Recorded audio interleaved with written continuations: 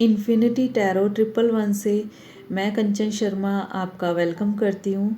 और आज मैं आपको बताने जा रही हूँ नवरात्र के पहले दिन में माँ शैलपुत्री की पूजा किस तरह से की जाती है।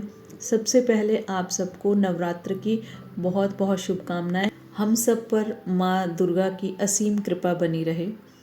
इसी के साथ मैं आपको बताना चाहूँगी कि नवरात्र मूल प्रकृति आदि शक्ति की उपासना का पर्व है। इसको प्रतिपदा से लेकर नवमी तक 9 देवियों की पूजा की जाती है। ये वो 9 शक्तियाँ होती हैं कि जो हमारे पूरे जीवन में हमारे लिए बहुत सहायक होती हैं। और नवरात्र के 9 दिनों में 9 देवी की अलग अलग तरीके से उपासना की जाती है। पहले घट स्थापना की जाती है और आज के दिन माँ शैलपुत्री की पूजा की जाती है और पीले वस्त्र धारण किए जाते हैं। माँ शैलपुत्री वो देवी है जिसका कि मानव मन के ऊपर आधिपत्य होता है और ये चंद्र स्वरूपा देवी हैं और प्रकृति का ये वो रूप है जो कि बहुत अबोध, निष्पाप, साथ ही साथ निर्मल है। आज के दिन जो भोग लगाया जाता है वो है घी का। अगर आप गाय के घी का भोग लगाते हैं तो ये आपके लिए सर्वोत्तम है। और अगर गाय का घी नहीं मिल रहा है तो आप देसी घी जो भी आपको अवेलेबल हो वो उसका आप भोग लगाइए। अगर आज के दिन घी का भोग लगाकर उसका दान किया जाता है तो बहुत लंबे समय से अगर आप किसी बीमारी से जूझ रहे हैं तो उस बीमारी में भी आपको स्वस्थता महसूस होगी। और साथ ही साथ ये आपके मनोविकार से भी मुक्ति दिलाता है।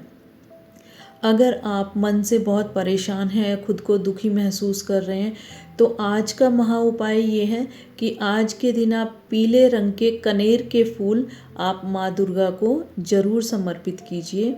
इससे माँ शैलपुत्री की कृपा आपके ऊपर बनती है। और रोगों से मुक्ति पाने के लिए आप आज के दिन ज़रूरतमंद जो हों उनको दवाई भी दान कर सकते हैं, क्योंकि जो पैसा आपका अपने ऊपर दवाई के ऊपर खर्च होगा तो वही पैसा अगर आप उसको दान कर देते हैं तो कम से कम आपके स्वास्थ्य के ऊपर उसका बुरा असर नहीं होगा। क्योंकि जो आपके पास धन आया है दवाई के लिए वो तो दवाई के ऊपर ही जाएगा।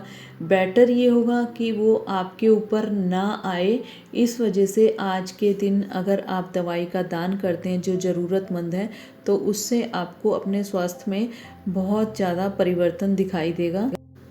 आज के दिन आप 5 फलों का भोग भी लगाइए और वो भोग आप किसी कन्या को दक्षिणा के साथ ज़रूर दीजिए। इन नवरात्रों के दिनों में आप जितना केले के फल का दान करते हैं उतना ही लक्ष्मी जी की प्रसन्नता और विष्णु जी की प्रसन्नता आपके ऊपर बनती है। और आज के दिन ही आप 9 लौंग की माला बनाइए मौली में पिरो के और उस माला को माँ के चरणों में रखिए और 9 दिन तक उस माला की भी पूजा कीजिए। और उस माला को हाथ में लेके आप ओम दुम दुर्गाय नमः मंत्र का भी जाप कीजिए अगर आप ऐसा करते हैं।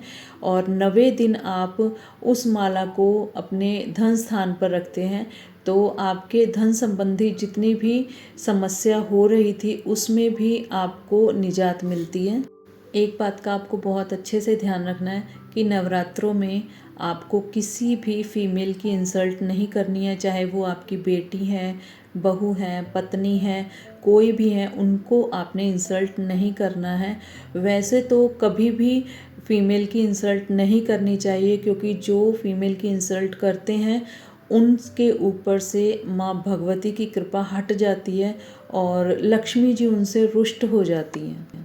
इसका मतलब ये है कि अगर आप अपना शुक्र ग्रह अच्छा रखना चाहते हैं तो आप कभी भी किसी स्त्री का अपमान ना करें। ये नवरात्र पूरे साल हम सब के लिए बहुत शुभ हो और मंगलकारी हो, इस तरह की प्रार्थना करते हुए मैं आप सबसे विदा लेती हूँ। मिलते हैं अगली वीडियो में, तब तक के लिए जय माता की। राधे राधे।